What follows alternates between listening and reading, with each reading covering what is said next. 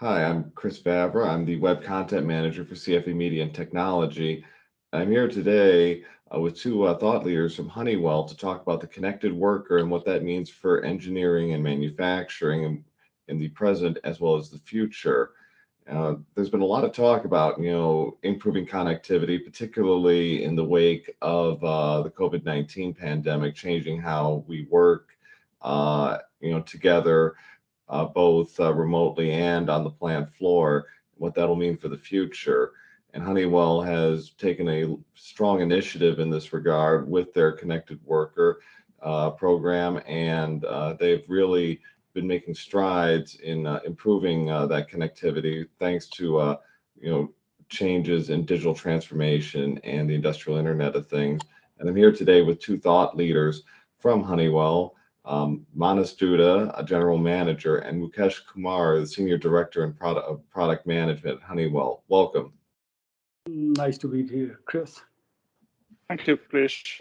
All right, nice to be here as well. So, I guess we'll start, talking about the Connected Worker Program and ask, what are some of the most significant challenges the industrial frontline workers face today, and how can the Connected Worker solution address some of these challenges they face? You want to go first, Manas? No, go ahead, Mukesh. I can. No, I was After just you. going to start. So I think, Manas, let's look at it from the business perspective and the end user. So I would like for you to go first and explain, and then I'll add a few things. Okay, sure. So, first thing that we see when it comes to the industrial challenges, right? Let's not talk about connected worker to start with. Let's look at the challenges. So the report that we see, like if you look at US manufacturing report, it shows that 2.7 million will happen by 2025. Now, the loss of knowledge and the expertise due to the retirement of such a large proportion of the workforce is combined with the unattractive image of the industry, mainly the manufacturing industry, for the new generation workforce. When we talk about the Gen Z or the digital native generation, they are not finding the way we do work in manufacturing industry attractive enough to join, which means that it will lead to an estimate of nearly 2/3 of the vacated position will remain unfilled, which means the person who are working in this field, the frontline worker, they have to do much more than what the previous generation used to do, right? So that is one part. So which means that the productivity improvement, the efficiency improvement is a major need in the manufacturing industry. On top of it, there is a digital divide which got created between a control room worker and the field worker. What I mean by the digital divide is I always love to quote the Steve Jobs interview in the digital divide example. So once the question was asked to Steve, like, what is computer for a human being? He quoted a report that the locomotion efficiency of all the species on the earth was measured. And the locomotion efficiency means if a species has to move from a point A to point B, how much kilocalorie that species has to spend. So the most efficient species was condor. And human being came towards the end of the list. Like we spend lots of energy to move from point A to point B. Then the experiment was repeated with human being on a bicycle. And human being on a bicycle came at the top of the list, even above the condor. So the way he explained is the computer is a bicycle for human mind. And that's how the computer, the technologies, Industry 4.0, all are being used today. But now look at the field worker in the manufacturing industry. They are still doing in the same pen and paper based, error prone way of doing things of 1970s and 80s. So that transformation has not happened into the field. So that is another problem which is impacting the efficiency of, of the worker. Right. So these are the major driver from a business perspective. Now I would request Mukesh to add other Yeah. points. Yeah, so we at Honeywell, Chris, we are looking at this. There are two ways of looking at it. I look at the same set of problems that Manas highlighted, more from the challenges faced by the enterprise. Because at the end, connected workers are working for the enterprise, and some of these same challenges manifest in slightly different ways when enterprise wants to achieve their business outcomes. Namely, they are all trying to get to operational excellence and higher safety levels. They are all trying to achieve higher levels of asset reliability and performance. And in general, as Manas mentioned, there is a tremendous need to increase the workforce productivity and competency at the same time. Those are there's the other way of looking at the same set of challenges coming from the connected worker point of view. Now, you had asked another question, Chris, about how do connected worker solutions actually help in solving these challenges, right? Mm, And the answer to that is not really a single answer. The connected worker world actually requires a plethora of technologies to be deployed for mhm, it to give all these outcomes and the benefits that Manas talked about, right? And I can name quite a few right off the bat. For example, you need to connect the worker in the field with the real plant system so that they have access to data and information in real time. They need to have ability to collaborate in real time with, let's say, remote experts and subject matter experts.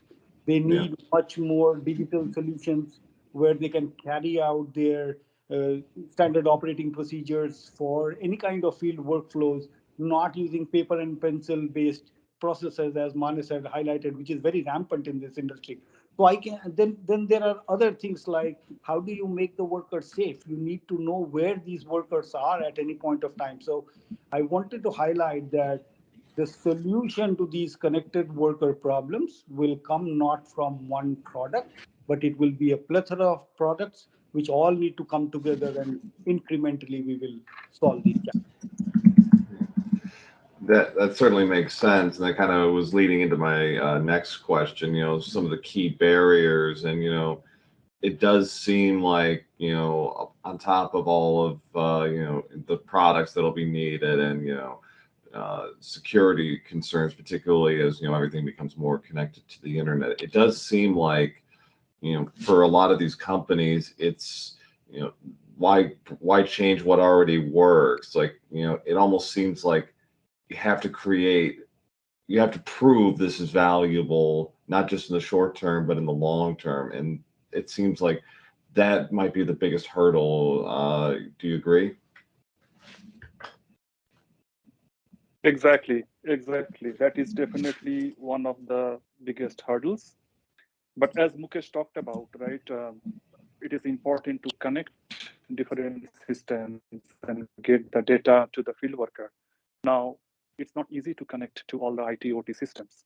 Specifically, if you look at the industrial space, there are many different IT and OT systems, and every system may not have a standard interface to connect and get the data into the field. So that is definitely another challenge to make the connected worker solution success in the field. Another one which Mukesh talked about is the connectivity, right? Connectivity specifically when we talk about an manufacturing facility, which could be remote hydrocarbon processing, oil and gas. Most of the time, there is there is no network coverage in those remote places. So we are talking about a connected worker solution, but the connectivity itself becomes a big challenge. Security, you already talked about, Krish. Yes, there are lots of challenges with respect to connecting through cloud, specifically the conservative oil and gas industry. There are lots of questions around what are the different cyber threats if they open up the connection from a plant system, plant network to a cloud or internet. And return on investment is another challenge. Whenever there is a request for such a solution, and the executive leadership asks for what's the business case? How do we really prove the return on the investment? Now, the return on the investment for a connected worker solution should not be seen in a 1 quarter or 2 quarter kind of a phase timeline. It has to be a long-term vision with some intermediate success factors. So that is not easy to build. That how are we going to show the ROI? But another most important challenge I will add, and then I will request Mukesh to add others, is the human behavior change. The people today are used to working in a way like pen and paper and all. When we ask them to use a digital technology, there is a resistance to that change, and the resistance to that change comes because of many reasons. There is a fear that if we use the technology, am I being policed by my supervisor? Is my supervisor tracking my every move? Uh, I may be going to a job to do something. Now, am I taking 1 hour or 1.5 hour or 2 hours? What I'm doing in between, is somebody tracking my each and every step? So people are not comfortable with that kind of a tracking. And also sometimes there is a fear that if technology takes over, I may end up losing a job. So these are some human emotional aspects that we have to take care uh, if we really want to make such solutions success. And these are the barriers. Mukesh, you want to add anything else? Yeah, no, no, no. You nicely summarized all of this, Manas. They are all relevant. I just wanted to add a couple of points to this, right? More from the product standpoint. One thing, which is true for all connected worker technology developers or vendors, right, is to realize the fact that the technologies that we bring for these frontline workers who may range from almost low education level to potentially very high education level, we have to make these solutions so easy to use that is almost like saying my grandma should be able to use the technology. We need to realize that these people who are the frontline workers are not there. It's not their primary job to learn a new technology on how to use it. They have their day job. And if the technology itself is so difficult to use, it becomes makes it much more difficult for them to adopt and definitely not get a wide scale adoption within the enterprise. That's one area I think. It leads to many other reasons how we can make that happen. But without going into that, the second major thing that I wanted to highlight was, look, all these digital technologies that we are going to bring to bear in some ways is going to either digitize the business processes or digitalize the business processes. And there is a fine distinction between the two.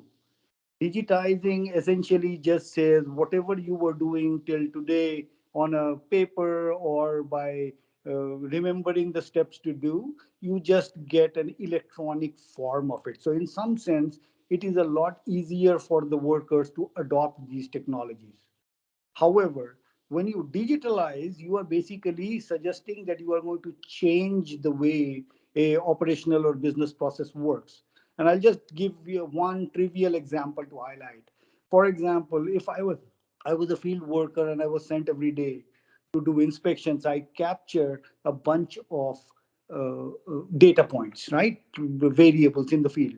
I could jot it down on a piece of paper, as I have been doing for years, or now I have an app wherein I put in that data in the field in that app. Not much of a difference, except for writing it down, you are using a smartphone or a tablet. However, the moment we say, well, you can also take a picture which your supervisor will analyze to figure out if there is a real issue in the field, we are fundamentally changing the operational process itself. And this is a trivial example, but this highlights that this changes the business process for the supervisor, the business process for the field worker, and everybody. So we as technology providers need to realize that maybe the step towards eventual connected worker is to first reach digitization levels and then take the next step as digitalization. That will make it easier for uh, for our customers to adopt new technologies. So that's the two things that I would like to add to what Manas had said. It's an interesting analogy. I hadn't really thought of it in that context of digitize and digitalize. That pretty succinctly sums up, I think, where we're headed for all of this. But and going forward with the Connected Worker program, what role do a partnership and collaboration between the client and solution provider play in the development and the deployment of these connected worker solutions? And what ways can these relationships not only be fostered and maintained for that long term? Because as you say, this is a long term initiative. So how do you foster and build those strong relationships? Yeah, so there are two aspects of it. So as Mukesh mentioned earlier, there is no one size fits all solution in this space. There will be need of a customization. If we look at the 1 year or 2 year overall vision of a connected worker, pick any customer, the end vision is same or similar in nature, but the starting point are different. But what I mean by that is, for some customers, the low-hanging fruit to start the connected worker solution and start realizing some return on investments could be just digitizing the field round, which for some other customers, the more important use case could be connecting to the SAP system, connecting to an e-permit, making the work order, e-permit all automated. For the mobile worker. So the beginning use cases are not always the same. To identify that what are the initial use cases to start with, it is not possible if we don't partner together like a solution provider and the customer and do the joint discovery session that what are the challenges they have today in their frontline mobile workers, how they do the work today, where and all they are making more mistakes, or where and all there are more possibilities of human error that can lead to an accident or could be a planned trip, right? So that particular study is possible when there is a co-creation between the customer, the client, and the solution provider. So that is one aspect of the partnership. And second aspect is when we start deploying the solution, as we talked about, it is not a one-phase solution. I turn the switch on and everything starts working. It has to be multi-phased. And there are some human behavior resistance we talked about at the beginning. So bringing some change champions from the customer side during the initial phase and deploy the solutions through those change champions, demonstrate the value through those change champions is another important. It is not a transactional relationship where we as a Honeywell or a solution provider go and sell a product and customer starts using it. This area needs more of a such collaboration and co-creation to make it work.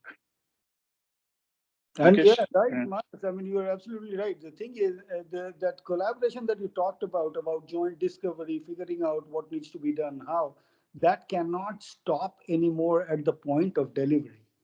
You look at the pace at which new technology, new solutions are coming into the market from startups, from all the innovation that is happening in the different ways, that has to be a continued relationship because there are multiple components in this ecosystem, and these are all getting upgraded, right? So you cannot have this transactional relationship where a vendor or a group of vendor come in, they deploy, and then they go away. You need to continue to have a relationship with these vendors, almost like a service provider that helps you throughout the life cycle of your ecosystem, and they help you transition these point solutions as the situation occurs. Just to give you another trivial example, right? In the industrial world, even before we could use machine learning properly, and we are still struggling for the last 10 years to figure out how to use machine learning, chat GPT turns up.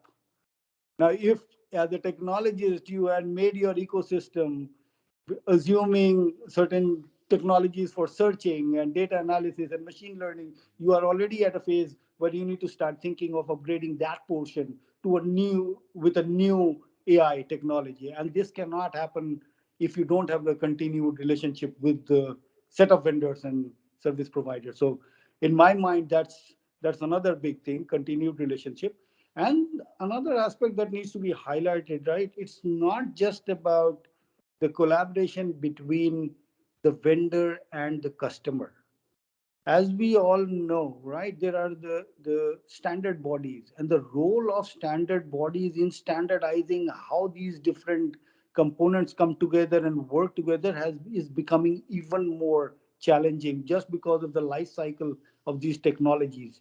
You just can't go through a 5 year uh, long cycle of integrating in a proprietary way only to be replaced by another technology which will take another five years. Even before you have captured the value out of it, it goes out of vogue, right? So the role of standard bodies.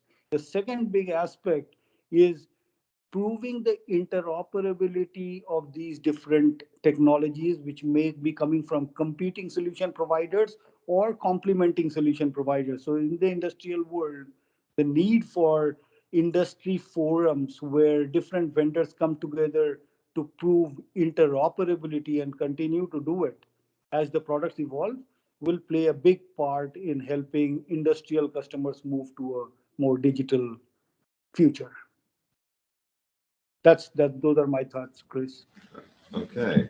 Well, it's you mentioned ChatGPT. That's going to be an interesting development, I think, in the next few months, few years. We'll see what happens. But with all this connected worker technology coming in, what are some of the key considerations for selecting the right hardware and software components for connected worker solution, and what things should companies be emphasizing to make the best informed decision for them?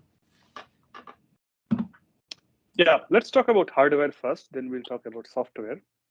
So again, I'll refer back to what Mukesh mentioned at the beginning, that we are not just giving a technology, and we should not expect that the frontline worker will be excited to just see the technology and learn a new technology. It has to, end of the day, help in their day-to-day job. The way they are doing today, they should start getting the benefit of using the technology. It's not about learning a new technology. So when it comes to the hardware selection, normally there are two types of hardware that we are seeing in this connected worker space. One is wearable devices, another is an handheld mobile or handheld tablet. Those are the two prominent types of hardware normally used in the connected worker solution. Now, there is again no one hardware that can be used for every cases. Just to give you an example, in some of the cases, the field worker has to enter a value in the field, right? I have to enter 100.5 as a reading, or I have to enter an observation of I see a leak here in this pump. Now, entering that value using a wearable device with a voice command is not easy, specifically if that area is a noisy area like compressor or turbine area, where there is a 95 to 100 decibel kind of a noise present. And now we expect the person to talk to the device and enter that value. It's difficult. And they may try a few times and then they will say, no, it doesn't work, and stop using it. So for such cases, a handheld with an finger point entry makes more sense. Now there could be another case where the where the frontline worker is, let's say, wearing a hand gloves, right? And both of their hands are busy in doing a work, say opening a valve or closing a valve. That time, if we ask them to use a handheld mobile to enter a parameter, every time they have to stop their work, they have to remove the hand gloves and then use the touchpad to enter the value. So those cases, it may be beneficial to use the voice command because their hands are busy and they are wearing so many different personal protective equipments like a hand glove. So So based on the use case, where they are using it at that particular task, what kind of device will be applicable. So that's a very important consideration from a hardware selection perspective. The general case is it's a mix of both. Sometimes it is wearable device, sometimes it is handheld, mobile or tablet. From a software perspective, it is important to first understand the problem we are trying to solve, right? If the problem is about getting the right information in the field while they are doing a troubleshooting, let's say there is a pump and they are trying to troubleshoot something is not working, they may need additional information at the time when they're doing the job. And that information may come from their internal expert, or it may come from the OEM provider, may not be in the same country, maybe sitting in another country. So that time, the collaboration, audio video collaboration, document sharing, all those features takes a priority. But if the initial problem statement is about removing the pen and paper based process with a digitization through digital tools and technologies, then that becomes the priority to start with. So identifying the right use case, what we are trying to solve, and what problem the customer, the end users are facing today, what's the next best alternative? That is also important. Sometimes we think we have a technology and we can solve any problem. It is always important to assess that what's the next best alternative, the way they are doing the work. Is there an easier way to do the work instead of giving a technology to solve the problem? And then if the next best alternative is not the right alternative, and then the technology can really help to solve their problem, make them safe, make them efficient, make them productive and competent faster.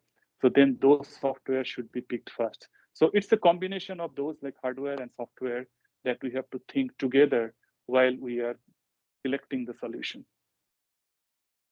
Yeah, and I would just add a couple of things more from the product standpoint and what it means for customers in trying out or adopting new technologies, right?